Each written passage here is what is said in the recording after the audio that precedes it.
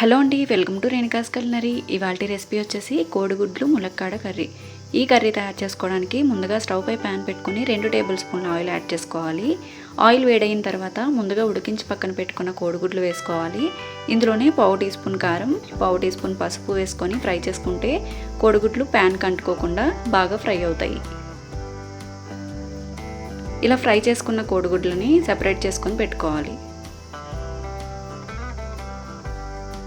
ఇప్పుడు ఇదే ఆయిల్లో 1/2 టీ స్పూన్ జీలకర్ర, 1/2 టీ స్పూన్ ఆవాలు, 2 లేదా 3 పచ్చిమిరపకాయలు ఇలా చీలికల్లాగా కట్ చేసుకొని వేసుకోవాలి. అలాగే 2 రెమ్మల వరకు కరివేపాకు, ఒక పెద్ద సైజు ఆనియన్ని ఇలా చిన్నగా తరిగి వేసుకోవాలి.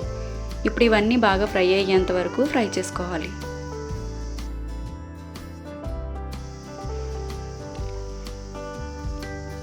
ఇందులోనే 1/2 టీ స్పూన్ పసుపు, అలాగే రుచికి సరిపడా ఉప్పు కూడా వేసుకొని ఫ్రై చేసుకుంటే ఆనియన్స్ త్వరగా మగ్గిపోతాయి.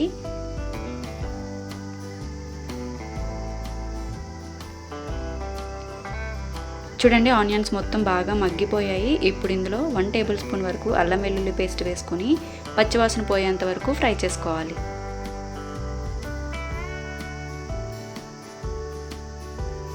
ఇప్పుడు ఇందులోనే ములక్కాడని ఇలా వీడియోలో చూపిస్తున్నట్టుగా చిన్న సైజులో కట్ చేసుకొని వేసుకోవాలి. ఇప్పుడు అన్నీ కలిసేటట్టుగా బాగా కలుపుకోవాలి. ఇలా మునక్కాడ కొంచెం ఫ్రై అయిన తర్వాత 2 పెద్ద సైజు టమాటోని ఇలా చిన్న ముక్కలుగా కట్ చేసుకొని వేసుకోవాలి.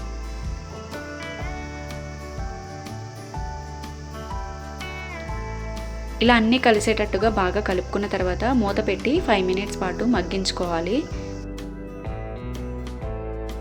చూడండి, 5 మినిట్స్ తర్వాత మూత తీసి చూస్తే టమాటో మొత్తం సాఫ్ట్గా మగ్గిపోయింది. ఇప్పుడు ఒకసారి బాగా కలుపుకోవాలి.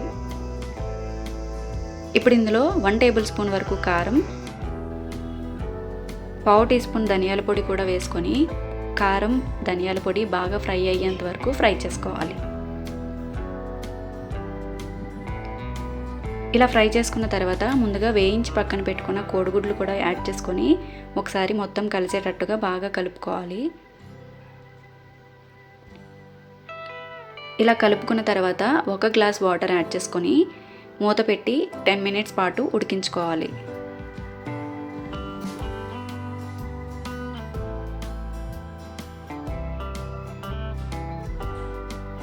చూడండి, 10 మినిట్స్ తర్వాత కర్రీ మొత్తం దగ్గరికి అయ్యి బాగా ఉడికిపోయింది. ఇప్పుడు ఒకసారి బాగా కలుపుకొని స్టవ్ ఆఫ్ చేసుకొని వేడివేడి అన్నంలో సర్వ్ చేసుకుంటే చాలా టేస్టీగా ఉంటుంది. మీరు కూడా తప్పకుండా ట్రై చేసి ఎలా వచ్చిందో కామెంట్ బాక్స్లో కామెంట్ చేయండి. ఈ రెసిపీ నచ్చినట్లయితే ప్లీజ్ లైక్ చేయండి, షేర్ చేయండి. Thank you for watching.